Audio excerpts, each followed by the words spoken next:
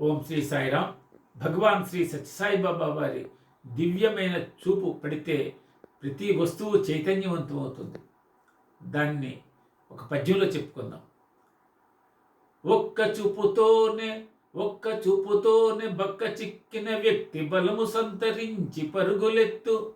ఒక్క చూపుతోనే మొక్కవోయిన గొంతు చక్కనైన గాన సభను చేయు.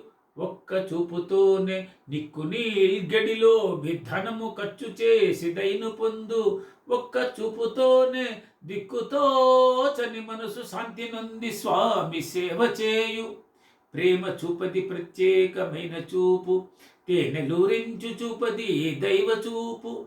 కరకు గుండెను కరిగించు కరుణ చూపు, సమత చూపెట్టు మన సత్య సాయి చూపు.